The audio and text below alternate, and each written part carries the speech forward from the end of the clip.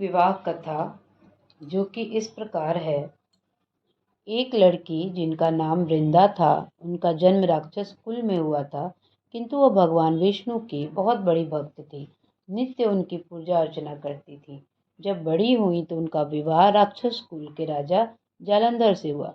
राजा जालंधर जो कि जल में ही जन्मे थे और राक्षस कुल के राजा थे। शादी के कुछ समय बाद ही देवताओं और राक्षसों में युद्ध शुरू होने लगा।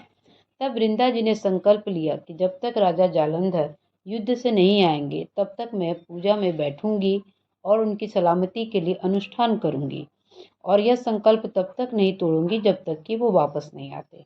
यहाँ युद्ध शुरू हुआ और यहाँ वृंदा जी ने अपना अनुष्ठान भी शुरू कर दिया। अनुष्ठान का प्रभाव ये हुआ कि राजा जालंधर हर किसी को पराजित करने लगे। तब तो देवता थे उनमें होड़ लग गई कि किस तरह इनको हराया जाए। तो सभी देवता भगवान विष्णु के पास आए और सबने अपनी रक्षा की गुहार लगाई।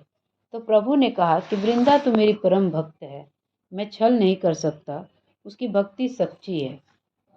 तो देवता बोले कि दूसरा कोई उपाय नहीं है प्रभु, अब आप ही रक्षा करिए और उपाय निकालिए।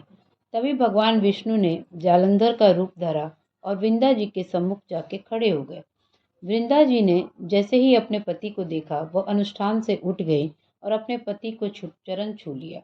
चरण छूते ही उनके अनुष्ठान टूट गया और टूटते ही उधर देवताओं ने जालंधर का सर काट दिया। उनका सर जो है महल में आकर गिर पड़ा, जिससे वृंदा जी असमंजस में पड़ गई कि यह सर कहाँ से आया, जबकि उनके जो पति हैं वो तो खड़े हैं। तो उन्होंने पूछा कि आप कौन हैं। तब भगवान विष्णु अपने रूप में आ गए और वृंदा जी सब कुछ समझ गईं। तभी वृंदा जी ने कहा कि प्रभु, आपको तनिक दया नहीं आई मेरे पति को मरवाते हुए। मैं आपको श्राप देती हूँ कि आप पत्थर के हो जाइए। तभी भगवान विष्णु तुरंत पत्थर के बन गए। तब तो देवताओं में हाहाकार मच गया कि अब क्या किया जाए। सभी देवता वृंदा जी के पास आ गए और उनसे प्रार्थना करने लगे, और लक्ष्मी जी तो बेहद रो रो कर विलाप करने लगी।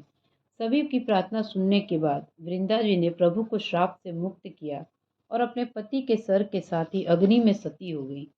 उनकी राख से उसी समय एक पौधा निकला।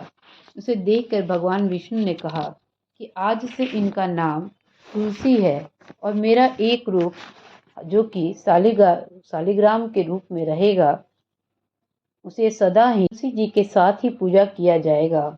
और साथ ही मैं कोई ऐसी वस्तु को स्वीकार नहीं करूंगा जिसमें उसमें तुलसी ना हो। यह मुझे तुलसी प्राणों से भी प्यारी रहेंगी। तभी से देवउठनी एकादशी के दिन तुलसी जी और शालिग्राम जी, जो कि भगवान विष्णु का पत्थर स्वरूप है, उनका विवाह किया जाता है और इस कथा को उस दिन जरूर सुना जाता है। धन्यवाद। विवाह कथा।